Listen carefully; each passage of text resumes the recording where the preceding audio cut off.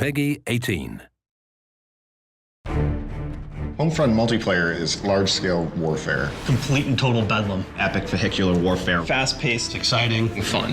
Homefront multiplayer takes place during the occupation wars. This is the time when the Korean army was invading the US after a deadly EMP attack and cyber attack. The remnants of the US military are kind of off, still trying to hold on and fight off the Korean invasion as best they can. The battles really take place in various locations, from suburban cul-de-sacs to department stores to a highway interchange, so you get to experience a wider swath of America.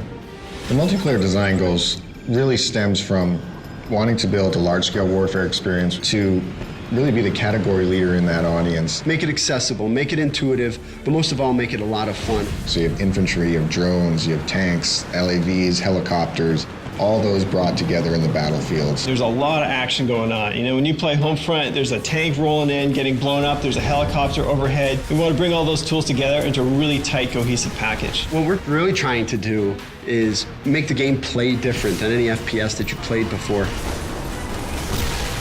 The whole idea behind vehicles and Homefront is you should get in and start having fun right away. This is not the kind of game where you need to spend 2 hours learning how to fly a helicopter. Battlepoints really gives us an in-game economy. So you're doing actions in the game, and every one of those actions is earning you points. So Battle Points basically allows us to put a price on each vehicle, to put a price on every special weapon. Rather than just saying like, oh great, you captured that objective, here's some experience, we're saying, hey, you captured that objective, that's great, now here's a tank. You can buy everything from tanks, helicopters, to drones, to additional ammo for your RPG. The idea with Battle Points is buy what you want when you want it. So if you're fighting a vehicle and you need a new rocket launcher, you can pick one up right on the fly. The near future setting for Homefront gives us the ability to bring in some near future technology like drones. What drones add to the game is a lot of new and interesting types of ways to fight your enemy and to fight them without putting yourself at risk. I may spawn in the game initially and deploy my recon drone, and I start marking different targets. Ground control, everyone races for these 3 objectives, and then when you capture an objective, you start gaining points. Now, when you gain enough points, it'll actually push the whole line over to the enemy section.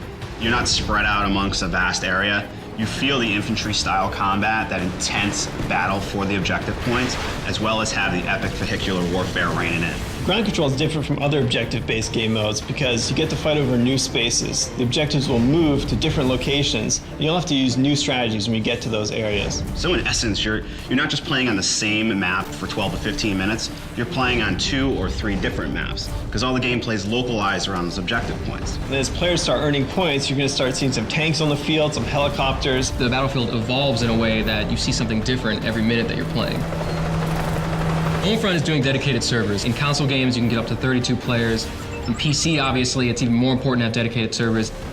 After Homefront ships, I'm probably gonna kick back by playing Homefront and destroying noobs online. It's interesting, as a developer, you have pretty much like one day where you know a lot more than everyone else at the game. After that one day, you're getting your ass kicked like everyone else.